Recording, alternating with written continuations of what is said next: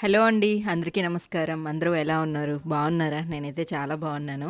ఈరోజైతే మీ అందరితో పాటు నేను మరొక వ్లాగ్ అయితే షేర్ చేస్తున్నానండి. ఉదయాన్నే టైం వచ్చేసి 6, 5:30 ఆ టైంలో అనమాట. అంటే అమ్మ వాళ్ళ ఇంటికి వచ్చాను కదా! కొంచెం ఎర్లీగానే అన్నీ పనులు స్టార్ట్ అవుతాయి. సో, నేను వచ్చిన రోజు వీడియో షూట్ చేయలేదు. దాని తర్వాత నెక్స్ట్ డే కూడా షూట్ చేయలేదు. ఎందుకంటే ఎండలు బీభత్సంగా ఉన్నాయండి. అస్సలు నేను తట్టుకోలేకపోయాననమాట. ఇంకేదన్నా షూట్ చేద్దామన్నా అసలు బయటికి కదిలేంత ఓపిక గూడా లేదు. ఎందుకంటే ఆ చెమటలకి ఎనర్జీ మొత్తం పోతుంది.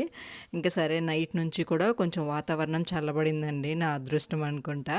ఇంక ఈరోజైతే వాతావరణం ఇట్లా చల్లగా కూల్‌గా క్లౌడీగా ఉంది. చల్లటి గాలొస్తా ఉంటే మా రుత్విక్ ఏమో ఉయ్యాల ఊగుతున్నాడు. అది లౌకే కట్టించుకుండిందండి. ఆ ఉయ్యాల దగ్గర ఎంత గొడవ పడతారో ఇద్దరు కూడాని. లౌకి ఏమో పక్కింటికెళ్ళి మిద్ది మీద ఆడుకుంటా ఉంది. గాలొస్తుంది కదా పొద్దున్నే అని చెప్పేసి. వాతావరణం ఇలా ఉంటే మనసు చాలా ప్రశాంతంగా, యాక్టివ్‌గా అనిపిస్తా ఉంటది. ఇంకా అమ్మేమో టీ అవి పెడతా ఇంట్లో పనైతే చేస్తా ఉందండి. నాకు నైట్ నిద్ర రాలేదు. ఇట్లా తెల్లారిన తర్వాత కొంచెం చల్లగా అయిపోయింది కదా క్లైమేట్. దానివల్ల కొంచెం సేపు పడుకున్నాననమాట. పొద్దున్నే లేచి 5:30కి అట్లాగా అమ్మ వాళ్ళు లేస్తే అప్పుడు మెలుకువ వచ్చింది. టీ కూడా ఇస్తే టీ తాగా. మళ్ళీ పడుకున్నా. మళ్ళీ లేచేసరికి నాకు తెలిసి 7:30 అనుకుంటా. నేను 6:30 అట్లా అన్నాను కానీ 5:30 అప్పుడు లేచి వీడియో క్లిప్ ఏదో ఒకటి షూట్ చేసి మళ్ళీ నిద్ర వస్తుంటే జస్ట్ అలా పడుకున్నాను. హలో అండి అందరికీ గుడ్ మార్నింగ్. సో ఈరోజు వచ్చేసి డే సండే.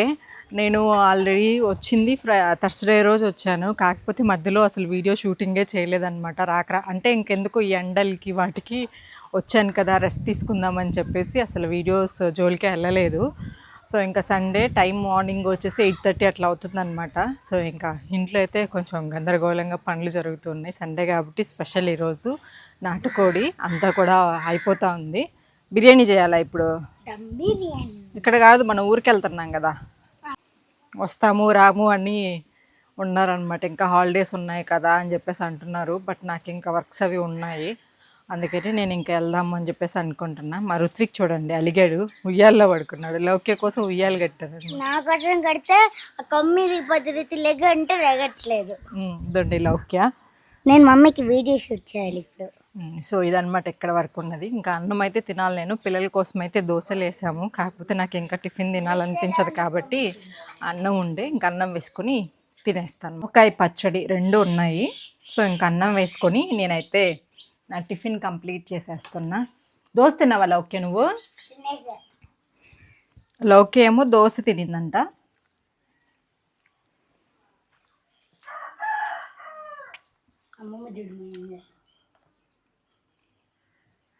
ఏం చేస్తున్నా? బుట్టలు పెట్టుకుంటుంది, రెడీలు అవుతుంది.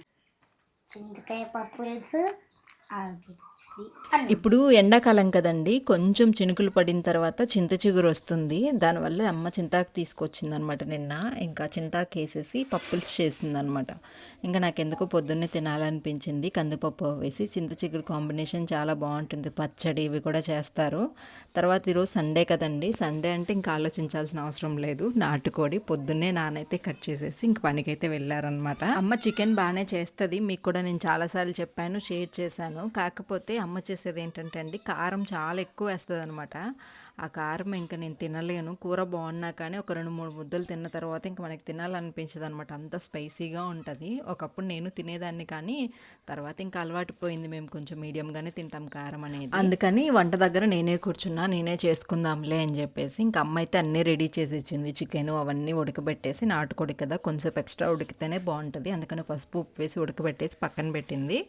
తర్వాత ఏంటంటే పిల్లలు నాన్ వెజ్ అసలు తినరండి కంప్లీట్గా అంటే కొంచెం అలా ఏదన్నా కలిపి పెడితే బలవంతంగా తింటారు తప్ప వాళ్ళు ఇష్టంగా అయితే నాన్ వెజ్ అలవాట్లేదు.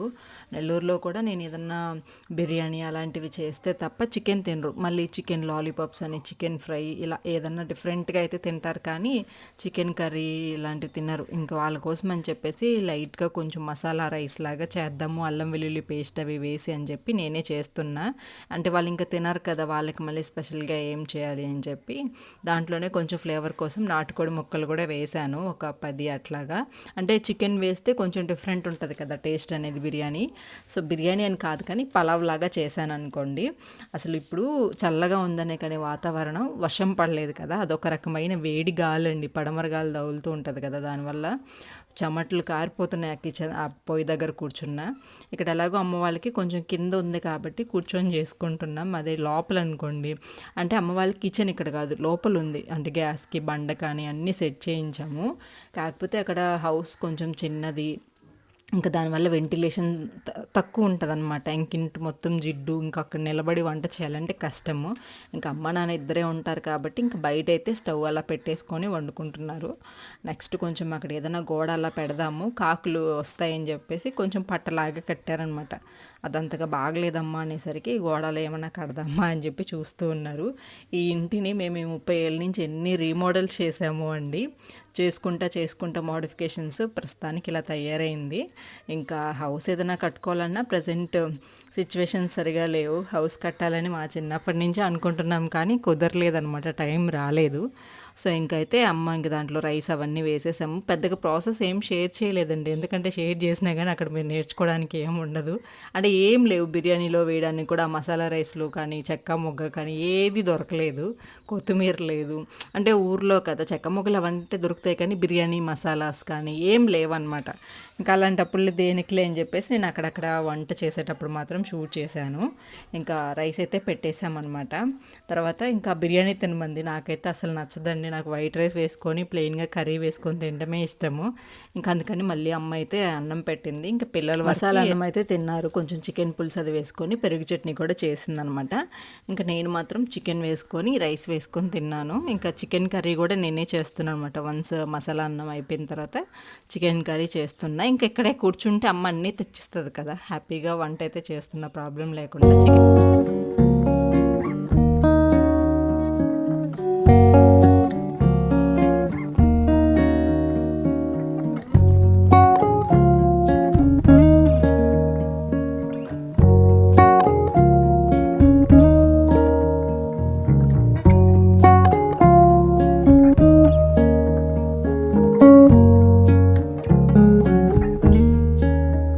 నాటుకోడి అవి చేసేటప్పుడు కొంచెం స్పైస్ అనేది ఎక్కువే ఉండాలండి. అమ్మ నిజంగా చెప్తున్నాను కదా, మసాలాలు కానీ అన్నీ చేసింది అమ్మే, కానీ ఒక్కొక్క చేతిని బట్టి టేస్ట్ అనేది మారిపోతూ ఉంటుంది. అట్లాగే నా చేయి పడగానే సేమ్ అమ్మ ప్రాసెస్ అయినా కానీ టేస్ట్ కొంచెం డిఫరెంట్గా వచ్చింది. ఫైనల్గా నేను చేసిన మసాలా రైస్ కూడా ఆల్మోస్ట్ అయిపోయింది. ఇంకా అమ్మ ఏంటంటే అండి క్వాంటిటీ కూడా చెప్పలేదు తెలుసా, వేసే 2 గ్లాసెస్ వెయ్యి, 3 గ్లాసెస్ వెయ్యి, అన్ని వాటర్ పోయి అని చెప్పేసి చెప్తా ఉంది. అమ్మ మెజర్మెంట్ లేకుండా ఎలా వస్తుందో, మెత్తగా అయిపోద్దేమో అనుకున్నాను కానీ పర్లేదు, కరెక్ట్గానే వచ్చింది. ఇదేం బిర్యానీ అని అనుకోకండి, బిర్యానీ ఇదేం అన్నం అనుకోకండి, జస్ట్ అల్లం వెల్లుల్లి పేస్ట్, గరం మసాలా అవి ఉన్నాయి, ఇంకా కొన్ని చికెన్ ముక్కలు వేసేసి అలాగే వేసేసి అనమాట. పిల్లలకి ఏంటంటే ఆ ఫ్లేవర్ తగిలితే చాలు, అల్లం వెల్లుల్లి పేస్ట్ మసాలా ఫ్లేవర్ వస్తే అది బిర్యానీ అని ఫీల్ అయిపోతారు కదా. ఎలాగోలా వాళ్ళు తినేలాగా చేసుకోవాలి కదా సండే అని. ఇంకా కొంచెం నెయ్యి ఉంటే పైన అయితే వేసేసి కొంచెం కొత్తిమీర కూడా వేసి ఇంకా మూత అయితే పెట్టేసా. కొంచెంసేపు ఒక 5 నిమిషాలు కనుక సిమ్లో ఉంటే ఆ చెమ్మ కూడా పీల్చేసుకుంటే రైస్ అయితే రెడీ అయిపోయింది ఫైనల్గా.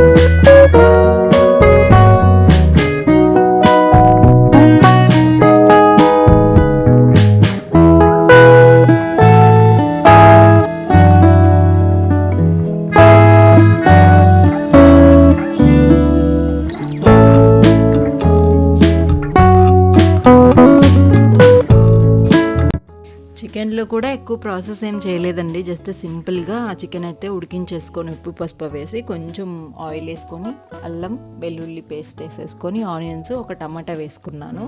అంతే, ఇంకేం ఇంగ్రీడియంట్స్ లేవు, ఆల్రెడీ ఉడికిపెట్టుకున్న నాటుకోడి అయితే అందులో వేసేసి ఉప్పు కారం సరిపడా వేసుకుంటే సరిపోద్ది అనమాట. కొంచెం గ్రేవీ లాగానే చేసాము. ఇంకా ఈ రైస్లో కూడా బాగుండింది గ్రేవీ లాగా కలుపుకొని తినడానికి.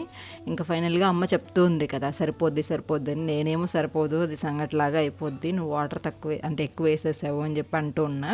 బట్ ఫైనల్గా పర్లేదు, బాగానే వచ్చింది. దీన్ని అంతగా చూపించాల్సిన అవసరం లేదు, కాకపోతే షూట్ చేశాను అనమాట.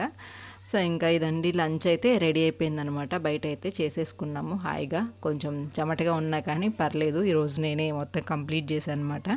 తర్వాత ఇంకా నాకు కూడా బాగా ఆకలిస్తూ ఉంది. లౌకే కూడా ఇంకా ఫ్లేవర్ స్మెల్ వస్తూ ఉంటుంది కదా, అమ్మ నాకు అన్నం కావాలి అన్నం కావాలని నా చుట్టూనే తిరుగుతూ ఉంది. ఇక్కడికి వస్తే పిల్లలు బాగా ఆడుకుంటారు కదా, దానివల్ల వాళ్ళ బాడీ అనేది చాలా ఫిట్గా తయారవుతుంది, అలసిపోతుంది.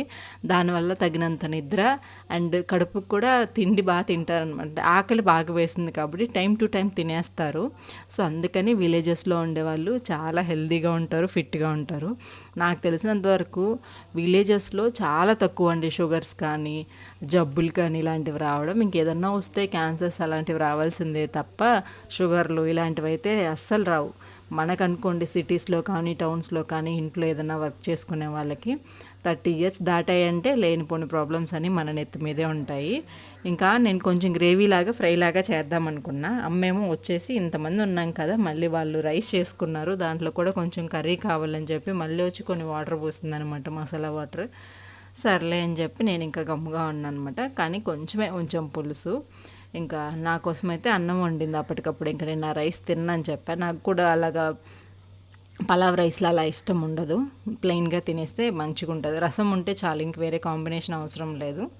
సో అట్లాగా ఆశే. కానీ నాకు కొంచెం క్యావిటీస్ ఉన్నాయండి, కొంచెం రూట్ కెనాల్ చేయించుకొని క్యాప్స్ పెట్టుకొని అవన్నీ చేసుకున్నాను కాబట్టి నాన్ వెజ్ నేను అస్సలు తినలేను. తినాలి అని ఆశే. ఇంకా సరే ఆ టేస్ట్ అయినా కొంచెం ఎంజాయ్ చేద్దామని చెప్పేసి కొంచెం అన్నం పెట్టుకొని అలా తినేసాను అనమాట. ఇంకా రసం పెడదాం అనుకున్నాం కానీ ఇంకెందుకులే సాయంత్రం పెట్టుకుందాము, ఇప్పుడు ప్రస్తుతానికి అలా తినేస్తే సరిపోద్దని రసం ఏం పెట్టలేదు. ఇంకా అమ్మ చూడండి అక్కడే కూర్చొని పని అంతా చేస్తాను అనమాట. నేనేమో ఇంకా హాయిగా కూర్చున్నా, మంచం మీద కూర్చున్నానని ఏమనుకోకండి. ఇక్కడ ఏంటంటే కింద కూర్చోడానికి అంత అలవాటు లేదు. పుట్టింటికి వస్తే మన ఇంట్లో మనం ఎలా ఉన్నా కానీ అక్కడైనా నేను సోఫాలోనే కూర్చుంటా.